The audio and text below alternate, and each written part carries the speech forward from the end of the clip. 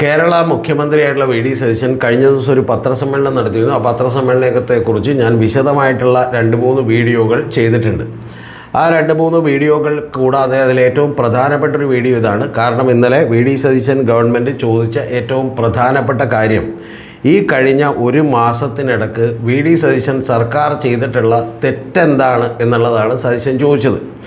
ആ സതീശൻ്റെ ചോദ്യത്തിന് നിങ്ങളൊന്ന് പറയൂ എന്നുള്ളതാണ് മാധ്യമപ്രവർത്തകരോട് പറഞ്ഞിട്ടുള്ളത്. എന്താണെങ്കിലും അദ്ദേഹത്തിൻ്റെ പത്രസമ്മേളനത്തിൽ ഇരുന്ന് മറുപടി പറയാൻ നമുക്ക് ഭാഗ്യമില്ലാത്തതുകൊണ്ട്, യഥാർത്ഥത്തിൽ അദ്ദേഹത്തിൻ്റെ കൺകെട്ട് വിദ്യ കേൾക്കാൻ നമുക്ക് അല്ലെങ്കിൽ കാണാൻ നമുക്ക് ഭാഗ്യമില്ലാത്തതുകൊണ്ട് ഈ വീഡിയോയിലൂടെ ഞാൻ ചില തെറ്റുകൾ മാത്രം നിങ്ങളോട് ചൂണ്ടിക്കാണിക്കാം. ആ ചൂണ്ടിക്കാണിക്കുന്നതിന് അദ്ദേഹത്തിന് മറുപടി ഉണ്ടോ എന്നുള്ളതാണ് എനിക്ക് ചോദിക്കാനുള്ളത്. ഒന്നാമത്തെ ഏറ്റവും പ്രധാനപ്പെട്ട കാര്യമെന്ന് പറയുന്നത് അദ്ദേഹം അദാനി കമ്പനിയുമായി ബന്ധപ്പെട്ട് നടത്തിയിട്ടുള്ള ഒരു പ്രസ്താവനയാണ്. ആ പ്രസ്താവനയിൽ അദ്ദേഹം പറഞ്ഞു, അവർ യഥാർത്ഥത്തിൽ അദ്ദേഹം അറിഞ്ഞിട്ടുള്ളത് 1-ാം തീയതി, അതായത് നമ്മുടെ നിയമസഭ കൂടിക്കൊണ്ടിരിക്കുമ്പോൾ അദ്ദേഹം പറയുന്നത് പത്രങ്ങളിലൂടെയാണ് ഈ വാർത്ത ഞാൻ അറിഞ്ഞത് എന്നുള്ളത് അദ്ദേഹം പറഞ്ഞു. കൂടാതെ അദ്ദേഹം പറയുന്നൊരു വാചകം കഴിഞ്ഞ പത്രസമ്മേളനത്തിൽ അദ്ദേഹം പറഞ്ഞത് ദേശാഭിമാനിയിലൂടെ വാർത്ത, അത് ഗവൺമെൻറ്റാണ് സോഴ്സ്, LDF ഗവൺമെൻറ് ആയിരുന്നു ദേശാഭിമാനിയുടെ സോഴ്സ്.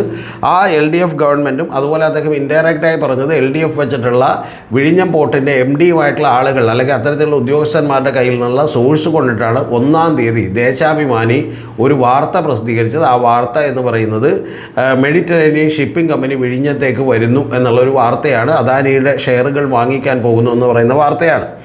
ആ വാർത്തയിൽ അദ്ദേഹം പറഞ്ഞത് പരമ അബദ്ധമാണ്, തെറ്റാണ്, അവാസ്തവമായിട്ടുള്ള കാര്യമാണ് പറഞ്ഞത്. കാരണം ദേശാഭിമാനി മാത്രമേ അങ്ങനെ വാർത്ത കൊടുത്തിട്ടുള്ളൂ എന്നുള്ളത് പറഞ്ഞു. ഞാനിപ്പോൾ അതിൻ്റെ വിശദാംശങ്ങളിലേക്കൊന്നും പോകുന്നില്ല. 3-ാം തീയതി മാതൃഭൂമി വാർത്ത കൊടുത്തിരുന്നു. 3-ാം തീയതിക്ക് മുമ്പ് ഇന്ത്യയിലെ ഏറ്റവും വലിയ ഒരു ബിസിനസ് വാർത്തകളൊക്കെ തന്നെ വളരെ ക്രെഡിബിളായി വരുന്ന ഒരു പത്രമായിട്ടുള്ള എക്കണോമിക് ടൈംസിൻ്റെ ഇൻഫ്രയിലും അതുപോലെ P. മനോജ് എന്ന് പറയുന്നയാളും അതിനെക്കുറിച്ച് വളരെ ഡീറ്റെയിൽഡ് ആയിട്ടുള്ള വാർത്തകൾ കൊടുത്തിരുന്നു. യഥാർത്ഥത്തിൽ അത് എല്ലാവരും പറയുന്നു 1-ാം തീയതി എന്നാണ്. ശരിക്കും പറഞ്ഞാൽ 30-ാം തീയതി രാത്രി തന്നെ, തലേദിവസം തന്നെ അത് പബ്ലിഷ് ചെയ്യപ്പെട്ടിരുന്നു എന്നുള്ളതാണ് എൻ്റെ അറിവ്. അപ്പോൾ ആ വാർത്തയിലൊക്കെ തന്നെ ഇത് പറഞ്ഞിരുന്നു എന്നുള്ളത് വാസ്തവമാണ്. എൻ്റെ ചോദ്യം വി ഡി സതീശൻ എന്ന് പറയുന്ന കേരള മുഖ്യമന്ത്രിയോടുള്ളത്, താങ്കൾ പറഞ്ഞ ഏറ്റവും പ്രധാനപ്പെട്ട കാര്യം, അതിൽ ചെയ്ത 1-ാമത്തെ തെറ്റ് എന്താണെന്ന് ചോദിച്ചാൽ, ഈ ഇത്തരത്തിലൊരു വാർത്ത താങ്കൾ അറിയുന്നു എന്ന് പറയുമ്പോൾ അവർ നമുക്കറിയാം സെബിക്ക് ഇൻഫോർമേഷൻ കൊടുത്തിരുന്നു, കൂടാതെ പ്രസ് റിലീസ് ഇറക്കിയിരുന്നു. ഇത് രണ്ടും ചെയ്യുന്നതിന് മുമ്പ് നിങ്ങൾ ഇത്തരത്തിലുള്ള ഒരു ചർച്ച നടത്തിക്കൊണ്ടിരുന്നുവെങ്കിൽ ആ ചർച്ച നടത്തിക്കൊണ്ടിരുന്നതിനെ കുറിച്ച് എന്തുകൊണ്ടാണ് ഞങ്ങളുടെ അടുത്ത് ഒരു അൺഒഫീഷ്യലി എങ്കിലും അറിയിക്കാതിരുന്നത് എന്നുള്ളത് ചോദിക്കുകയും അതിൽ യഥാർത്ഥത്തിൽ ദേഷ്യം വരികയും കുറച്ചെങ്കിലും താങ്കൾക്കൊരു ദേഷ്യം വരികയും ചെയ്യേണ്ടതല്ലേ എന്നുള്ളതാണ് എൻ്റെ ചോദ്യം. അത് ചെയ്യാതെ താങ്കൾ ശരിക്കും വന്നിട്ടുണ്ടെങ്കിൽ അവർക്ക് വളരെ മൈൽഡായിട്ടുള്ളൊരു കത്തെഴുതുകയും നിങ്ങൾ വെറും ആ സംതൃപ്തി മാത്രം, അതായത് അസംതൃപ്തി എന്ന് തെളിച്ചു പറയാൻ പുള്ളിക്ക് പറ്റുന്നില്ല, അസംതൃപ്തി അറിയിച്ചുകൊണ്ട് ഒരു കത്തയക്കുകയും മാത്രം ചെയ്തു എന്നുള്ളതാണ്. യഥാർത്ഥത്തിൽ ഇത് അങ്ങേയറ്റം സംശയം ഉളവാക്കുന്ന ഒരു കാര്യമാണ്. കാരണം ചില ആളുകൾ കഴിഞ്ഞ ദിവസം തന്നെ ചില ആളുകളൊക്കെ തന്നെ നമ്മൾ സംസാരിച്ചപ്പോൾ മനസ്സിലായ ഒരു കാര്യം, യഥാർത്ഥത്തിൽ വിഴിഞ്ഞത്തേക്ക് അദാനി വരുമ്പോൾ 2015 തന്നെ അദാനിയുടെ പാർട്ട്ണറായിരുന്ന മെഡിറ്ററേനിയൻ ഷിപ്പിംഗ് കമ്പനിയുമായിട്ട് അവർ ചർച്ചകളൊക്കെ നടത്തിയിരുന്നുവെന്നും അങ്ങനെ ചർച്ചകൾ നടത്തിയപ്പോൾ ഞങ്ങൾ കൂടി നിങ്ങളോടൊപ്പം കൈകോർക്കാം എന്നൊരു അഷുറൻസ് അവിടെ നിന്ന് കിട്ടിയിരുന്നുവെന്നും, അങ്ങനെ അല്ലാതെ സ്വാഭാവികമായിട്ടും ഇവർക്ക് ഇത്തരത്തിൽ പെട്ടെന്നൊരു കമ്പനി വരില്ല എന്നും അതിൻ്റെ ഒരു ട്രയൽ റൺ എന്നതിലേക്കാണ് ഏതാണ്ട് 1000-ഓളം വരുന്ന കപ്പലുകൾ അവർ പലപ്പോഴായിട്ട് വിഴിഞ്ഞത്തേക്ക് അയച്ചത് എന്നുള്ളതുമൊക്കെ തന്നെ ഒരു യാഥാർത്ഥ്യമായിട്ടുള്ള കാര്യമാണ്, അല്ലെങ്കിൽ സംഭവിക്കാൻ സാധ്യതയുള്ള കാര്യമാണ്. ബിസിനസ്സിലൊക്കെ നിൽക്കുന്ന ആളുകൾക്കൊക്കെ തന്നെ അത് അറിയാവുന്നതാണ്. അല്ലാതെ ഒരു 13,000 കോടി രൂപയുടെ ഇൻവെസ്റ്റ്മെൻ്റ് ഒന്നും രാവിലെ എഴുന്നേറ്റ് ഉച്ചയ്ക്ക് ആകുമ്പോഴത്തേക്കും തീരുമാനിച്ച് ഒരിക്കലും വരില്ല. അതിനൊരു ഫീസിബിലിറ്റി സ്റ്റഡി നടത്തും, എങ്ങനെ ഇത് റിട്ടേൺ എടുക്കുക എന്നുള്ള ഒരു എക്സിറ്റ് പ്ലാൻ ഉണ്ടാക്കും. ഇങ്ങനെ നിരവധി കാര്യങ്ങൾ ചെയ്യുമെന്നുള്ളത് ഒരു ബിസിനസ് കൺസൾട്ടൻറ്റിനൊക്കെ ചോദിച്ചാൽ കൃത്യമായിട്ട് അറിയാവുന്ന ഒരു കാര്യമാണ്. അപ്പോൾ അത്തരത്തിലുള്ള ഒരു കാര്യം അവരേതാണ്ട് 6 മാസങ്ങൾക്ക് മുമ്പ് ഇത്തരത്തിലുള്ള ചർച്ച തുടങ്ങുകയും ആ ചർച്ച ഇപ്പോൾ മാത്രം, അതായത് വി ഡി സതീശൻ മുഖ്യമന്ത്രി ആയിരിക്കുമ്പോൾ മാത്രം എന്തുകൊണ്ടാണ് അവർ വളരെ ധൈര്യത്തോടുകൂടി ഗവൺമെൻറ്റിനെ അറിയിക്കാതിരുന്നിട്ടും ഗവൺമെൻറ് ഒരിക്കലും ഞങ്ങളുമായിട്ടുള്ള ഒരു കരാർ റദ്ദ് ചെയ്യുന്ന അവസ്ഥയിലേക്കോ ഞങ്ങൾക്ക് ബുദ്ധിമുട്ടുണ്ടാകുന്ന ലെവലിലേക്കോ പോകില്ല എന്ന് 100% ഉറപ്പുണ്ടെങ്കിൽ മാത്രമേ ഒരു കമ്പനി യഥാർത്ഥത്തിൽ ഇത്തരത്തിലുള്ള തീരുമാനങ്ങൾ എടുക്കൂ. അല്ലാതെ ഒരു കാരണവശാലും ഒരു കമ്പനി അവിടെ തൻ്റെ പ്രൊജക്റ്റ് വീറ്റോ ചെയ്യാൻ തയ്യാറുള്ള, യഥാർത്ഥത്തിൽ വെറും 60 കൊല്ലത്തേക്ക് പാട്ടത്തിന് മാത്രം തനിക്ക് കിട്ടിയിട്ടുള്ള ഒരു സാധനം അത് വലിയൊരു സ്വർണ്ണക്കരിയാണെന്നും അതിൻ്റെ പുറത്ത് 2454 കോടി രൂപ കൊടുക്കുമ്പോൾ അതിൻ്റെ 13,500 കോടി രൂപ കിട്ടിയിട്ടുള്ള വലിയ ഗുണമുള്ള കാര്യമാണെന്നൊക്കെ അറിയുന്ന അദാനി ഒരു കാരണവശാലും അങ്ങനെ അൺഒഫീഷ്യലി അസംബ്ലി അറിയിക്കാതെ ഇത്തരത്തിലുള്ളൊരു പരിപാടി ചെയ്യും എന്ന് ഞങ്ങൾക്ക് വിശ്വാസമില്ല. ഒന്ന്, അതിൻ്റെ കൂടാതെ അതുകൊണ്ട് തന്നെ അതിനൊരു വിശദീകരണം താങ്കൾ ഇതുവരെ ചെന്നിട്ടില്ല. ഒന്ന്. ഇനി രണ്ടാമത്തെ ചോദ്യം എന്ന് പറയുന്നത്, താങ്കളുടെ പ്രശ്നമെന്ന് പറയുന്നത് ഇതിൽ നയപരമായ കോൺഗ്രസിൻ്റെ നിലപാടെന്താണ്, താങ്കളുടെ മുഖ്യമന്ത്രിയുടെ രാഷ്ട്രീയവും അതുപോലെ ബിസിനസ് പരവുമായിട്ടുള്ള നിലപാടെന്താണ് ഗവൺമെൻറ് എന്നുള്ളതാണ് ചോദ്യം. ആ ചോദ്യത്തിന് താങ്കൾക്ക് മറുപടിയില്ല. താങ്കൾ പറയുന്നൊരു കാര്യം എന്താണെന്ന് വെച്ചാൽ അത് പഠിക്കാൻ വേണ്ടി ഞങ്ങൾ എന്ത് ചെയ്തു, ചില സെക്രട്ടറിമാരെ ഉദ്യോഗസ്ഥന്മാരെ നിയമിച്ചു. ഉദ്യോഗസ്ഥന്മാരെ എന്ത് പഠിക്കാനാണ്? കാരണം അവർ കാണിച്ചിട്ടുള്ള ഒരു കാര്യത്തിന് നമുക്ക് അനുമതി കൊടുക്കാൻ കഴിയുമോ ഇല്ലേ എന്ന് മാത്രമാണ് ഉദ്യോഗസ്ഥന്മാർ പഠിക്കാൻ പോകുന്നത്. ആ പഠിക്കാൻ പോകുന്ന ഉദ്യോഗസ്ഥന്മാർ ആരാണ് വെച്ചതെന്നും എങ്ങനെയാണ് വെച്ചതെന്നൊക്കെ നമുക്കറിയാം. അതുകൊണ്ട് അവർ കൊണ്ടുവന്ന് തരാൻ പോകുന്ന റിപ്പോർട്ട് എന്താണെന്നൊക്കെ നമുക്കറിയാം. പക്ഷേ പ്രധാനപ്പെട്ടൊരു കാര്യം, യഥാർത്ഥത്തിൽ ഇതിൻ്റെ പുറത്ത് അവർ ഈ പറയുന്ന പോലെ കേരള ഗവൺമെൻറ്റിനോട് ചർച്ച ചെയ്യാതെ പ്രയർ പെർമിഷൻ എടുക്കാതെ അവർ ഇത്തരത്തിൽ ഷെയർ ട്രാൻസ്ഫർ ചെയ്തിട്ടുള്ള ഫൈനലി അത് സത്യമാണ്. പക്ഷേ ഷെയർ ട്രാൻസ്ഫർ ചെയ്യാനുള്ള ചർച്ചകൾ നടത്തുകയും അവർ സെബിയെയും പത്രക്കുറിപ്പ് ഇറക്കുകയും ചെയ്യുന്നതിനെതിരെ ഇത്ര മൈൽഡ് ആയിട്ടുള്ള ഒരു റിയാക്ഷൻ മതിയോ എന്നുള്ളതാണ് ആദ്യ ചോദ്യം. അങ്ങനെ മൈൽഡ് ആയിട്ടുള്ള റിയാക്ഷൻ ഉണ്ടായത് തെറ്റാണെന്ന് ഈ കേരളത്തിലെ ജനത കരുതുന്നു എന്നുള്ളതാണ് ഒന്നാമത്തെ കാര്യം. ഇനി രണ്ടാമത്തെ കാര്യം, താങ്കൾ പറയുന്നൊരു കാര്യമെന്ന് പറയുന്നത് കണ്ണൂർ ജില്ലാ സെക്രട്ടറി ആയിട്ടുള്ള കെ രാഗേഷ് ഇതിനെതിരെ വിമർശനം ഉന്നയിച്ചപ്പോൾ താങ്കൾ ചോദിക്കുന്ന കാര്യം കെ രാഗേഷ് എന്താണ്, ആരാണ് ഇത് ചോദിക്കാൻ എന്നുള്ളതൊക്കെയാണ് ചോദിക്കുന്നത്. കെ രാഗേഷ് CPMൻ്റെ സെക്രട്ടറിയാണ്, ജില്ലാ സെക്രട്ടറി ആണെന്നുള്ളതൊക്കെ വിട്ടേക്കൂ. താങ്കളുടെ ഈ രീതിയും അതുപോലെ തന്നെ ഈ പറയുന്ന ശൈലിയും ഒക്കെ മാറണം. താങ്കൾ അടുത്തൊരു വാചകവും കൂടി പറഞ്ഞു, അതെന്താണെന്ന് അറിയാമോ? അത് അതിലും വലിയ തെറ്റാണ്. താങ്കൾ പറയുന്നത് എന്നെക്കൊണ്ട് കൂടുതലൊന്നും പറയിപ്പിക്കേണ്ടത്, ഒരു മുഖ്യമന്ത്രി പറയേണ്ട ഭാഷയാണത്. കൂടുതലൊന്നും പറയിപ്പിക്കേണ്ട. കൂടുതൽ പറയാനുണ്ടെങ്കിൽ താങ്കൾ പറയൂ, എന്തിനാണ് താങ്കൾ പറയാതിരിക്കുന്നത്? ഞാൻ സെക്കൻഡ് റൗണ്ട് വെടിവെക്കില്ല, ഞാൻ പറയില്ല എന്നൊക്കെയാണ് പറഞ്ഞത്. സെക്കൻഡ് റൗണ്ടിലേക്ക് താങ്കൾ പറയൂ, നമുക്ക് എന്ത് ചെയ്യാം, ചർച്ച ചെയ്യാം. അപ്പോൾ ഇതൊക്കെ യാഥാർത്ഥ്യബോധത്തോടുകൂടി നമ്മൾ വളരെ കൃത്യമായിട്ട് കാണണം എന്നുള്ളതാണ് എനിക്ക് പറയാനുള്ളത്. അത് താങ്കൾ ചെയ്ത രണ്ടാമത്തെ തെറ്റ്. താങ്കൾ പക്ഷേ ഇതെപ്പോഴല്ല ആവർത്തിക്കുന്നത്. താങ്കൾ ഇതിനു മുമ്പ് MP നികേഷ് കുമാർ ഒരു ആരോപണം ഉന്നയിച്ചു പുനർജനിയെക്കുറിച്ച്. ആ പുനർജനിയെക്കുറിച്ചും താങ്കൾ വ്യക്തമായിട്ടുള്ള കൃത്യവുമായിട്ടുള്ള ഒരു ഉത്തരം തന്നിട്ടില്ല. പകരം താങ്കൾ പറഞ്ഞിട്ടുള്ള ഒരു കാര്യം എന്താണ്? താങ്കൾ പറയുന്നൊരു വാചകം യഥാർത്ഥത്തിൽ നികേഷ് ആരാ, നികേഷിന് ഞാൻ എന്തിനു മറുപടി കൊടുക്കണമെന്നാണ്. നികേഷ് ഈ കേരള സംസ്ഥാനത്തിലൊരു സാധാരണ വോട്ടറാണ് സുഹൃത്തെ. അപ്പോൾ താങ്കൾ തീർച്ചയായിട്ടും മുഖ്യമന്ത്രി, താങ്കൾ അതിനും മറുപടി കൊടുക്കാൻ ബാധ്യസ്ഥരാണ്. അതിനും താങ്കൾക്ക് ഫാക്ച്വലിയുള്ള മറുപടികൾ ഉണ്ടായിട്ടില്ല. ഇനി അത് പോട്ടെ, ബെക്കാഡി വൈറ്റ് റമ്മുമായി ബന്ധപ്പെട്ട് വൈറ്റ് റമ്മല്ല, വീണ്ടും കൊടുക്കാം, എത്ര സമയമുണ്ടേ? ബെക്കാഡി വൈറ്റ് റം അല്ല, ബെക്കാഡി കമ്പനിയുമായി ബന്ധപ്പെട്ട്, ബെക്കാഡിയുടെ ഒരു പ്രൊഡക്റ്റാണല്ലോ വൈറ്റ് റം, 200-ലധികം ബ്രാൻഡുകളുണ്ട്, അറിയാതെ വായിൽ വന്നു പോയതാണ്, അത് വിട്ടേക്കൂ. ബെക്കാഡിയുമായി ബന്ധപ്പെട്ട് തന്നെ താങ്കൾ ഇപ്പോഴും ഒരു എക്സ്പ്ലനേഷൻ നൽകിയിട്ടില്ല. അതായത് ബെക്കാഡിക്ക് ഇവിടെ വിൽക്കണമായിരുന്നുവെങ്കിൽ 251% ടാക്സ് കൊടുത്തുകൊണ്ട് വിൽക്കണമായിരുന്നു. താങ്കൾ അതിലൊരു പുതിയ സെഗ്മെൻറ്റ് കൂടി ഉണ്ടായി. പക്ഷേ ആ പുതിയ സെഗ്മെൻറ്റ് താങ്കൾ നടപ്പിൽ വരുത്തിയതിനെക്കുറിച്ച്, അതുകൊണ്ട് കേരളത്തിൽ എങ്ങനെയാണ് ധനം കിട്ടുന്നത് എന്നുള്ളതിനെക്കുറിച്ച് യാതൊരുവിധ ധാരണയും താങ്കൾ ഇതുവരെ കൊടുത്തിട്ടില്ല. കേരളത്തിൽ കൂടുതലായി പണം കിട്ടണമെങ്കിൽ എന്ത് വേണം പ്രിയപ്പെട്ട മുഖ്യമന്ത്രി? കേരളത്തിന് കൂടുതലായി പണം കിട്ടണമെങ്കിൽ യഥാർത്ഥത്തിൽ ഇപ്പം മദ്യപിക്കുന്ന ആളുകൾ അവർ 42% വരുന്ന ആൽക്കഹോളുകൾ കഴിക്കുന്നവരാണ് മഹാഭൂരിപക്ഷം.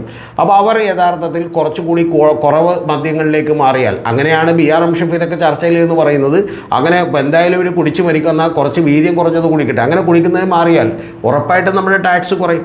ഇനി ടാക്സ് കൂടണമെങ്കിൽ എന്ത് വേണം?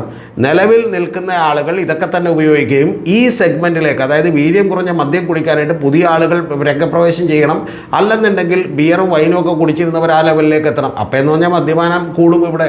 അപ്പോൾ അത് യഥാർത്ഥത്തിൽ അങ്ങനെ മാത്രമല്ലേ മദ്യത്തിൻ്റെ അളവ് കൂട്ടാൻ പറ്റുള്ളൂ. യഥാർത്ഥത്തിൽ നിങ്ങളുടെ പാർട്ടിക്കാരനായിട്ടുള്ള BRM ഷഫീർ വന്നിരുന്ന് വിശദീകരിക്കുന്നത് കർണാടകത്തിൽ ഇങ്ങനെ നടപ്പാക്കിയപ്പോൾ 400-500 കോടി കൂടുതൽ കിട്ടി. ശരിയാണ്, കൂടുതൽ കിട്ടിയത് എങ്ങനെയാണ്? പക്ഷേ വീര്യം കൂടിയ മദ്യം കുടിച്ചുകൊണ്ടിരുന്നവർ വീര്യം കുറഞ്ഞ മദ്യത്തിലേക്ക് മാറിയതുകൊണ്ടല്ല, പകരം പുതിയ സെഗ്മെൻറ്റിലേക്ക് ആളുകൾ കൂടുതലായിട്ട് എത്തിയതുകൊണ്ടാണ്. അപ്പോൾ ആ കാര്യത്തിലും എന്താണ് താങ്കൾക്ക് ഇത്തരത്തിലുള്ള ഡീൽ എന്നുള്ളത് താങ്കൾ പറഞ്ഞിട്ടില്ല. അല്ലെങ്കിൽ എന്താണ് താങ്കളുടെ ഒരു പ്രത്യേകമായ ഡീലില്ലെങ്കിൽ, താങ്കൾക്ക് ഡീലില്ല, ഞങ്ങൾക്ക് അത്തരത്തിലുള്ള പ്രാധാന്യമൊന്നുമില്ല, കേരളത്തിന് അതുകൊണ്ടുണ്ടാകുന്ന ഗുണമെന്താണ്, കേരളത്തിൻ്റെ ഖജനാവിനുണ്ടാകുന്ന ഗുണമെന്താണ്, അല്ലെങ്കിൽ അതിൻ്റെ ആവശ്യകത എന്താണ് എന്നുള്ളത് താങ്കൾ ഇതുവരെ വിശദീകരിച്ചിട്ടില്ല. യഥാർത്ഥത്തിൽ കോൺഗ്രസ്സുകാർ ഓരോരുത്തരും ചർച്ചയ്ക്ക് വന്നവർ അവരുടെ മനോധർമ്മം അനുസരിച്ച് BRM ഷഫീർ ഒരു കഥാപ്രസംഗം നടത്തുന്നു, തൊട്ടപ്പുറത്ത് വേറൊരാൾ വേറൊരു കഥാപ്രസംഗം നടത്തുകയാണ്. അപ്പോൾ അതുകൊണ്ട് എന്താണ് താങ്കളുടെ നിലപാട് എന്നുള്ളത് താങ്കൾ പറഞ്ഞിട്ടില്ല. ഇനി ഇതിനും അപ്പുറം വളരെ ദുരൂഹമായി തുടരുന്നൊരു കാര്യമുണ്ട്. കേരളത്തിലെ ഒരു രാഷ്ട്രീയ നേതാവും ഇതുവരെ തുടരാത്ത വിധം മംഗലാപുരം യാത്രയിലേക്ക് സ്വാഭാവികമായിട്ടും താങ്കൾ പോയതിനൊന്നും വിരോധമില്ല. 10-30 ലക്ഷം 35 ലക്ഷം രൂപ കൊടുക്കുന്ന ആ യാത്രയിൽ യഥാർത്ഥത്തിൽ ആരാണ് പണം മുടക്കിയത്, എന്തിനു വേണ്ടിയാണ് താങ്കൾ പോയത്, എന്തായിരുന്നു, വാട്ട് വാസ് ദ അർജൻസി എന്നുള്ളതിനെക്കുറിച്ച് താങ്കൾ ഇതുവരെ സംസാരിച്ചിട്ടില്ല. വെച്ചിട്ടില്ല. ഇനി ഇത് പോട്ടെ, ഏറ്റവും ഒടുവിൽ ഈ പറയുന്ന കള്ളാടിയിൽ ദുരന്തമുണ്ടായല്ലോ. ആ ദുരന്തമുണ്ടായപ്പോൾ തന്നെ താങ്കൾ പറഞ്ഞ അടുത്ത കാര്യം എന്താ? അവിടെ മണ്ണ് നീക്കണമെന്ന് ആവശ്യപ്പെട്ട് കരാറുകാർക്ക് ഞങ്ങളൊരു നിർദ്ദേശം കൊടുത്തിരുന്നു. 10-ാം തീയതി അവിടെ മീറ്റിംഗ് ഉണ്ടായിരുന്നു, 20-ാം തീയതി ഓർഡർ ഇറക്കിയിരുന്നു. 20-ാം തീയതിക്ക് ശേഷം ഏതാണ്ട് 19 പേരടങ്ങുന്ന സംഘം, 2 IAS ഉദ്യോഗസ്ഥർ, പൊതുമരാമത്ത് വകുപ്പ് സ്പെഷ്യൽ സെക്രട്ടറിയും പൊതുമരാമത്ത് വകുപ്പ് അഡീഷണൽ സെക്രട്ടറിയും അടക്കം 2 IASകാരടക്കം അവിടെ സ്ഥലം സന്ദർശിച്ചിരുന്നു. ആ സ്ഥലം സന്ദർശിച്ചിട്ട് പോലും യഥാർത്ഥത്തിൽ താങ്കൾ എന്ത് ചെയ്തിട്ടില്ല, അവർ കൊടുത്തിട്ടുള്ള നിർദ്ദേശങ്ങൾ പോലും ആ കരാർ കമ്പനി പാലിച്ചില്ല. പാലിക്കാതിരുന്നതിന് താങ്കൾ പറയുന്നത് അതിൻ്റെ ഉത്തരവാദിത്വം താങ്കൾ കാണുന്നില്ല, താങ്കൾ പറഞ്ഞുകൊണ്ടിരിക്കുന്ന അല്ലെങ്കിൽ വകുപ്പ് മന്ത്രി കാണുന്നില്ല. താങ്കൾ പറയുന്ന ഒരു വാചകം എന്ന് പറയുന്നത് ഞങ്ങൾ പറഞ്ഞു അവർ കേട്ടില്ല എന്നുള്ളതാണ്. യഥാർത്ഥത്തിൽ അവിടെ ഒരു ഇന്നെഫിഷ്യൻസിയാണ്, അതൊരു ലാക്ക് ഓഫ് ഈ പറയുന്ന പോലെ താങ്കളുടെ അക്കൗണ്ടബിലിറ്റിയാണ്, ഉത്തരവാദിത്തമില്ലായ്മയാണ്. അപ്പോൾ ഇത്തരം ഞാൻ വീണ്ടും വേണമെങ്കിൽ പറയാം ഒരു 50 കാര്യം, പക്ഷേ ഇത്തരത്തിലുള്ള ഒരുപാട് നിരവധി കാര്യങ്ങളിൽ താങ്കൾക്ക് യഥാർത്ഥത്തിൽ താങ്കൾ പറയുന്നതിനെക്കുറിച്ച് യാതൊരു വിധത്തിലുള്ള കാര്യവുമില്ല, യാതൊരു വിധത്തിലുള്ള അടിസ്ഥാനവുമില്ല. PM ശ്രീ പദ്ധതിയുണ്ട്, ഇതുപോലെ തന്നെയാണ്. PM ശ്രീ പദ്ധതിയിൽ ഞങ്ങൾ ഒപ്പിടാൻ നിർബന്ധിതരായതാണ് എന്നുള്ളത് താങ്കൾ പറഞ്ഞു. ആ ഒപ്പിടാൻ നിർബന്ധിതരായെങ്കിൽ കഴിഞ്ഞ ഗവൺമെൻറ് ഒപ്പിട്ട് പോയതൊന്ന് തുടരണമെന്ന് പറഞ്ഞു, അത് നുണവായിരുന്നില്ലേ? അടുത്തത് താങ്കൾ പറഞ്ഞു എന്താ, SSKയുടെ ഫണ്ട് മേടിച്ചതിനെ താങ്കൾ PM ശ്രീയുടെ ഫണ്ടായിട്ട് പറഞ്ഞു. യഥാർത്ഥത്തിൽ അത് രണ്ടും ഷംസുദ്ദീൻ നിയമസഭയിൽ വന്ന് തിരുത്തി പറഞ്ഞു. യഥാർത്ഥത്തിൽ താങ്കളുടെ വാക്കുകൾക്ക് എതിരായിട്ടുള്ള സ്റ്റേറ്റ്മെൻറ്റ് ഷംസുദ്ദീൻ വന്ന് നിയമസഭയിൽ വന്നിട്ട് പറയുകയാണ്. അപ്പോൾ ഇത്തരം കാര്യങ്ങളിലൊക്കെ തന്നെ താങ്കൾ പലപ്പോഴും ഇവിടുത്തെ ജനങ്ങൾ തെറ്റിദ്ധരിപ്പിക്കുന്ന അവാസ്തവമായിട്ടുള്ള കാര്യങ്ങൾ പറഞ്ഞുകൊണ്ടിരിക്കുന്നു എന്നുള്ളതാണ് ഏറ്റവും ആദ്യത്തെ മിസ്റ്റേക്ക്. കൂടാതെ ഞാൻ ഈ പറഞ്ഞ കാര്യങ്ങളിൽ വലിയ തിരുത്തു വരുത്തേണ്ട കാര്യങ്ങളിൽ എന്താണ് താങ്കളുടെ നിലപാട് എന്നുള്ളത് താങ്കൾ വിശദീകരിക്കാതെയും പഴയ ഗവൺമെൻറ്റുകളെയും പഴയ പിണറായി കാലത്തെയും ഒക്കെ അപേക്ഷിച്ചുകൊണ്ട് അവരെ വിമർശിക്കുകയും ചെയ്യുന്ന പണി മാത്രമാണ് VD സതീശൻ ഗവൺമെൻറ് ചെയ്തുകൊണ്ടിരിക്കുന്നത്. അതുകൊണ്ട് ഈ 40 ദിവസം 45 ദിവസം 18-ാം തീയതി അധികാരമേറ്റെടുത്തു. അതിനുശേഷം ഇത്രയും കുറച്ച് നാളുകളിലേക്ക് എത്തുമ്പോൾ പോലും യഥാർത്ഥത്തിൽ 50 ദിവസം തികയുന്നതിന് മുമ്പ് പോലും ഇത്രയും തെറ്റുകൾ ചൂണ്ടിക്കാണിക്കാൻ കഴിയുമെങ്കിൽ ഇനി വരുന്ന ആളുകളിൽ കൂടുതൽ തെറ്റുകൾ, നിരവധി കാര്യങ്ങൾ ചൂണ്ടിക്കാണിക്കാൻ കഴിയാതിരിക്കട്ടെ എന്നുള്ളതാണ് എൻ്റെ ഒരു ആഗ്രഹവും എൻ്റെ ഈ പറഞ്ഞ പോലെ അഭിലാഷവും. ഇത് ടോപ്പിക്കുമായി ബന്ധപ്പെട്ടല്ല, നമ്മുടെ ചാനലിൽ നിങ്ങൾക്ക് കൂടി നമ്മളെ സപ്പോർട്ട് ചെയ്യാൻ വേണ്ടിയിട്ടൊരു ഓപ്ഷൻ ഉണ്ട്. അതിൽ മെമ്പർഷിപ്പ് എടുക്കാവുന്ന ഒരു ഓപ്ഷനാണ്. അത് നിങ്ങൾക്ക് താല്പര്യമുള്ളവർ മാത്രം ചെയ്താൽ മതി. മെമ്പർഷിപ്പുകൾ എടുത്തു എന്നുള്ളതുകൊണ്ട് നിങ്ങൾക്ക് വേണ്ടി മാത്രമായിട്ടുള്ള വീഡിയോകളൊന്നും ഉണ്ടാവില്ല. പക്ഷേ ചില വീഡിയോകൾ നേരത്തെ കാണാം എന്നുള്ളത് മാത്രമേ ഉള്ളൂ. പക്ഷേ നമ്മളെ സപ്പോർട്ട് ചെയ്യാൻ താല്പര്യമുള്ളവർക്ക് സപ്പോർട്ട് ചെയ്യാം. കൂടാതെ നമ്മുടെ ഗൂഗിൾ പേ നമ്പറും അക്കൗണ്ട് നമ്പറൊക്കെ കൂടി താഴെ കൊടുത്തിട്ടുണ്ട്. അതിലേക്കും നിങ്ങൾക്ക് നേരിട്ട് സപ്പോർട്ട് ചെയ്യാവുന്നതാണ്, താല്പര്യമുള്ളവർക്ക് മാത്രം. ഇത് ഈ ചാനൽ നടത്തിക്കൊണ്ടു പോകാനല്ല നമുക്ക് ഈ സപ്പോർട്ട് ആവശ്യമുള്ളത്. യഥാർത്ഥത്തിൽ നമ്മളൊരു ജനകീയ പൊതുബോധത്തിനും അപ്പുറം രതീഷ് ചക്രപാണിയോടൊപ്പം എന്ന് പറഞ്ഞ പുതിയൊരു ചാനൽ തുടങ്ങിയിട്ടുണ്ട്. ഇംഗ്ലീഷിൽ അതിൻ്റെ പേര് ബിയോണ്ട് കോമൺ കോൺഷ്യസ്നസ് വിത്ത് രതീഷ് ചക്രപാണി എന്നാണ്. BCC വിത്ത് രതീഷ് ചക്രപാണി എന്നാണ് ചുരുക്കപ്പേരിൽ നിങ്ങൾ യൂട്യൂബിൽ അടിച്ചു കൊടുക്കേണ്ടത്.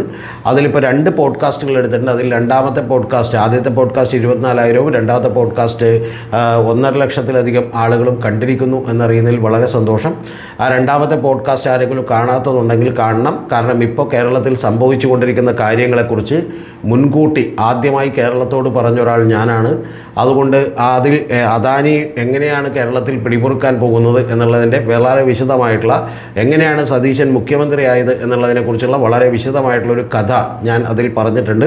കേൾക്കാത്തവരെല്ലാവരും തന്നെ കാണണം. നിങ്ങൾ ഇതുവരെ മലയാളത്തിൽ ആരും പറയാത്ത ഞെട്ടിക്കുന്ന നിരവധി കാര്യങ്ങളാണ് ഞാൻ അതിനകത്ത് പറഞ്ഞിട്ടുള്ളത്. ആ ചാനലിൻ്റെ പേര് മറക്കണ്ട, BCC വിത്ത് രതീഷ് ചക്രപാണി എന്നാണ്.